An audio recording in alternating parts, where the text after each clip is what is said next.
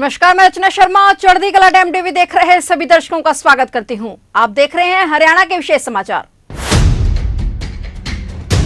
मुख्यमंत्री मनोहर लाल ने यमुनानगर के प्लाईवुड फैक्ट्रियों के संचालकों की लंबे समय से चल रही मांग को पूरा करते हुए लकड़ की खरीद पर लगने वाली 2% मार्केट फीस को घटाकर 1% कर दिया है। इसे प्लाईवुड फैक्ट्रियों के संचालकों को प्रतिवर्ष 8 करोड़ रुपए से ज्यादा का लाभ होगा। कोरोना काल के बाद बोर्ड व्यापारी व्यापार में मंदी की शिकायत कर रहे थे और इसी को गंभीरता से लेते हुए राहत देने के लिए मुख्यमंत्री ने यह सौगात दी है। मुख्यमंत्री मनोहर लाल ने यमुनानगर के दशहरा ग्राउंड में आयोजित जनसंवाद कार्यक्रम के दौरान लोगों को संबोधित करते हुए यमुनानगर के प्लाईवुड फैक्ट्रियों के संचालकों की लंबे समय से चल रही मांग को पूरा करते हुए लकड़ी की खरीद पर लगने वाली 2% मार्केट फीस को घटाकर 1% किया है। उन्होंने कहा कि जनसंवाद कार्यक्रम के तहत वे जनता के बीच में जाकर लोगों की समस्याएं सुनते हैं और उनका निवारण भी करते हैं। इसी कड़ी में मुख्यमंत्री ने कहा कि प्रदेश में ऐसी पुरानी कॉलोनी जिसका कुछ क्षेत्र वैध हो गया हो या कुछ क्षेत्र अवैध रह गया है, ऐसी कॉलोनियों का सर्वे करवाया जाएगा और 4-5 महीने में ऐसी कॉलोनियों के क्षेत्र को भी वैध किया जाएगा। मुख्यमंत्री ने कहा कि ऐसे परिवार जिनका व्यवसाय के हिसाब से बिजली का बिल ज्यादा आता है, उन परिवारों के फिजिकल सर्वे करवाया जाएगा और सर्वे के हिसाब से जो भी इन परिवारों को सुविधा संभव होगी उन्हें दी जाएगी। ऐसे परिवारों में ऑटो चलाने वाला, धोबी प्रेस करने वाला, नाई बढ़ाई का काम करने वाला और भी कई लोगों को जोड़ा जाएगा। मुख्यमंत्री ने कहा कि यमुनानगर जिले में बीपीएल के दिसंबर 2022 में 55,693 कार्ड थे, जबकि अब 71,388 कार्ड बने हैं। उन्होंने कहा कि 7 महीने में करीब 16,000 कार्ड नए बने हैं और पहले एवाई कार्ड धारकों को 2 लीटर सरसों का तेल मिलता था। अब सरकार ने निर्णय लिया है कि सभी बीपीएल कार्ड धारकों को 2 लीटर सरसों का तेल दिया जाएगा। उन्होंने बीपीएल परिवारों की बिजली के बिल की 12,000 प्रति महीने की स्लैब को हटा दिया है। मुख्यमंत्री ने कहा कि यमुनानगर विधानसभा क्षेत्र में 15 सड़कों के निर्माण को मंजूरी प्रदान की गई, जिनमें से 8 सड़कों पर निर्माण कार्य चल रहा है और 7 का शीघ्र ही टेंडर हो जाएगा। उन्होंने ये भी कहा कि वर्कशॉप वाली सड़क का काम अंतिम चरण में है, इस पर करीब 3.5 करोड़ रुपए का खर्च आएगा। मुख्यमंत्री ने जनसंवाद कार्यक्रम में ऐसे व्यक्ति जिनकी आयु 60 साल हो गई है और आय 3 लाख से कम है, संवाद के दौरान 11 लोगों की तुरंत पेंशन बनवाई और मुख्यमंत्री ने उन्हें पेंशन का प्रमाण पत्र सौंपा और बधाई दी। 1500 कॉलोनी अभी बाकी हैं, सबकी सूचियां बन गई हैं, सबसे अप्लाई करा लिया है, सबका सर्वे चल रहा है। आने वाली 31 जनवरी 2024 तक जितनी कॉलोनीज अनअप्रूव्ड हैं, हमारी कोशिश रहेगी, बहुत ही कोई कठिनाई अगर आएगी तो अलग बात है, वरना सब कॉलोनी को अप्रूव करेंगे और उस कॉलोनियों में जो विकास के काम है उनके सबके कराने शुरू कर देंगे। आप चाहे लिख के उसमें दो, चाहे ना लिख के दो, एक एक का सर्वे करा करके हर एक की गली है, नाली है, वहाँ बिजली का काम है, वो सब इसमें करना शुरू करेंगे। कुछ चीजें आपके जिम्मे होंगी, वो आपको बताएंगे। ये कुल 15 सड़कें हैं जो विधायक जी ने हमको दी थी। इसकी 25 करोड़ रुपए की लागत जिससे ये मुरम्मत होनी थी, जिसको ठीक कराना था, उसमें 8 सड़कों पर तो काम शुरू हो गया है, 7 सड़कें टेंडर हो गया, बहुत जल्दी 10-15 दिन में वो काम शुरू हो जाएगा। जो काम शुरू हो गया है, बाडी माजरा से ताजकपुर, कैथ कलानौर से औंदरी, कैथ कलानौर से लापरा, ईएसआई अस्पताल से तेजली कलानौर मार्ग, सहारनपुर कुरुक्षेत्र रोड से शादीपुर जयपुर पुल तक, सहारनपुर कुरुक्षेत्र रोड से शहरी क्षेत्र यमुनानगर में सुदृढ़ीकरण, फिर कैल कलानौर मार्ग से गुरुद्वारा और माल टाउन से जो संपर्क मार्ग है जगाधरी, ये सड़कें इस समय काम चालू हो गया है। लेकिन 7 सड़कें जिनका टेंडर हो गया है, काम शुरू नहीं हुआ, आपको पता लग जाए कि काम जल्दी शुरू होने वाला है। वो 7 हैं, कैथ कलानौर से नया गांव, कैथ कलानौर से मंडी, जगाधरी अंबाड़ा रोड से खुंडेवाड़ा, कैथ कलानौर से कैथ, बुढ़िया खदरी देवधर से दयालगढ़, अमादलपुर से माली माजरा, कैथ कलानौर से सूग। ये 7 सड़कें ऐसी हैं, ग्रामीण क्षेत्र की ज्यादा हैं, जिन पर काम अभी होना है, शुरू होना है।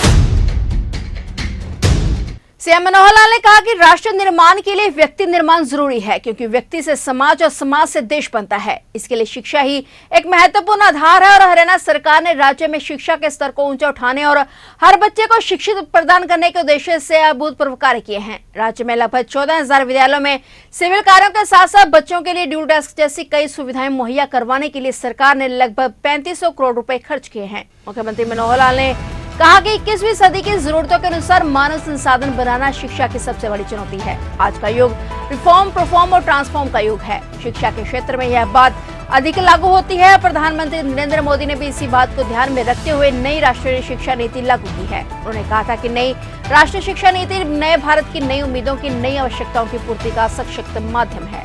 हमें ऐसे स्कूलों, ऐसे शिक्षकों की जरूरत है जो फन लर्निंग, प्लेफुल लर्निंग का वातावरण दे। सभी स्कूल संचालकों को स्कूलों में ऐसा ही वातावरण बनाने का काम करना है। मुख्यमंत्री ने कहा कि हरियाणा सरकार राज्य में नई राष्ट्रीय शिक्षा नीति को वर्ष 2025 तक पूरी तरह लागू करने के लिए संकल्पित है। हालांकि इसको लागू करने की समय अवधि 2030 तक है, लेकिन हमें इस लक्ष्य को 5 वर्ष पहले ही हासिल करना है और इसके लिए आपकी मदद की जरूरत है। इसमें शिक्षकों के अलावा माता पिता और अभिभावकों के सहयोग की भी जरूरत है। हर बच्चे का स्कूल में दाखिला हो और हर बच्चा स्कूल में जाए, यह सुनिश्चित किया जाए। उन्होंने ये भी कहा कि पढ़ाई बीच में छोड़ने वाले बच्चों को भी पढ़ाई के लिए प्रेरित करें और इसकी अथवा उनके माता पिता की कोई समस्या है तो सामुदायिक आधार पर इसका निराकरण करें।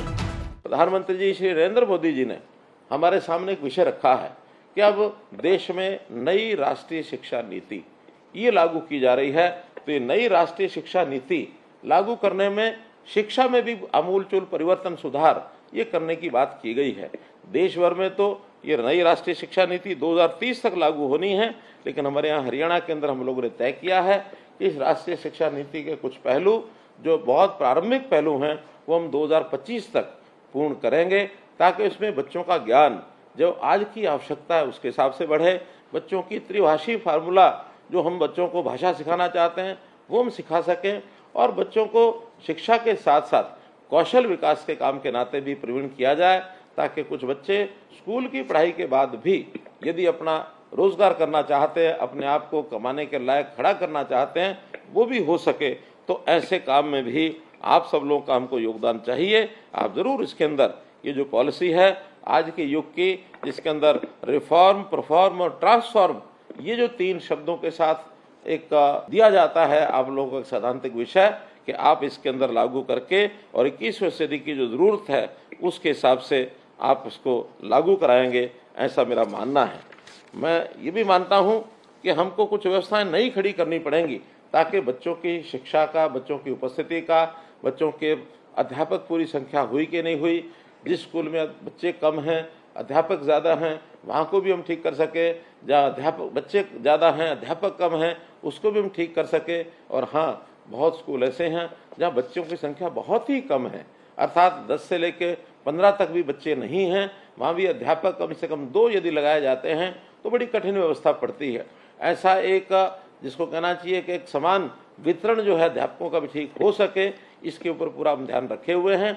बहुत जल्दी एक MIS एक हम प्रोग्राम बनाएंगे जिसके अंदर हर विद्यालय में कितने बच्चे हैं, कितनी उनकी उपस्थिति होगी और कितने वहाँ अध्यापक हैं, कितनी आवश्यकता है, ताकि जल्द से जल्द उनको अध्यापक भेजे जा सकें।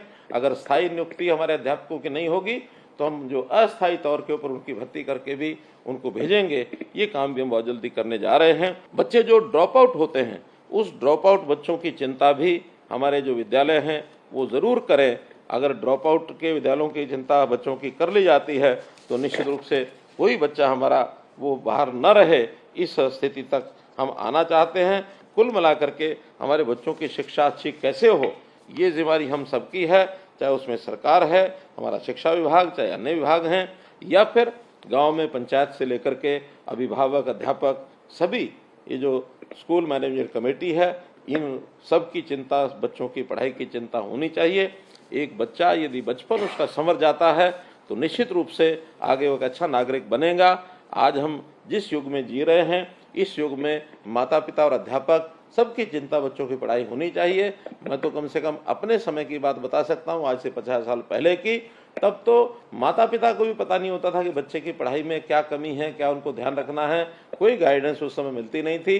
लेकिन आज बच्चों के माता पिता पढ़े लिखे होने के नाते से अध्यापक भी उसी प्रकार की जिम्मेदारी निभाते हैं। तो सब मिल करके हम अपने बच्चों के प्रति जितनी जागरूकता रखेंगे और जितना उनको आगे बढ़ाएंगे, हमारा जो भविष्य है वो सुंदर बनेगा। तो ये थे हरियाणा के विशेष समाचार, और नए समाचारों के साथ फिर से हाजिर होंगे। तब तक के लिए देखते रहिए चढ़ती कला टाइम टीवी।